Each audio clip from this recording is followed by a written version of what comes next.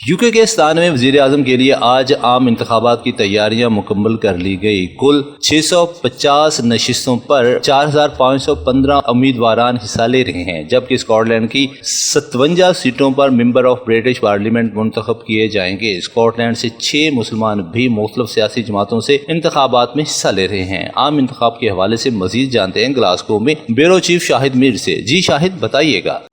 جی، کل فیصلہ ہوگا کہ یو کے کا 57 پرائم منسٹر ہے وہ کون ہوگا۔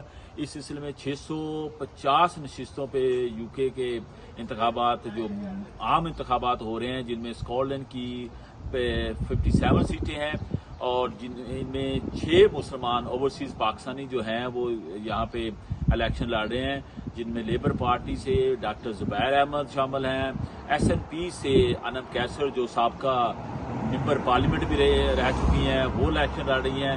اس کے علاوہ البا سے امیدوار ڈاکٹر زہیب ارشد الیکشن لڑ رہے ہیں۔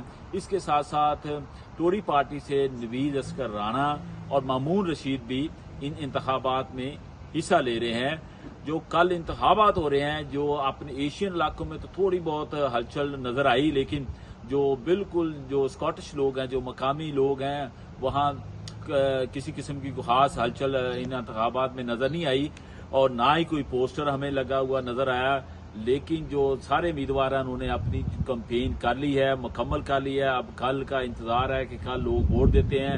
زیادہ جو امکانات جو سروے آ رہے ہیں یہاں پہ اسکاٹ لینڈ میں یہی ہے کہ لیبر پارٹی کے چانسز زیادہ ہیں اس ان انتخابات میں جیتنے کے، لیکن تمام امیدوار کوشش کر رہے ہیں کہ وہ زیادہ سے زیادہ ووٹ حاصل کر سکیں اور اپنا جو عام انتخابات ہے اس پہ اثر انداز ہو سکیں۔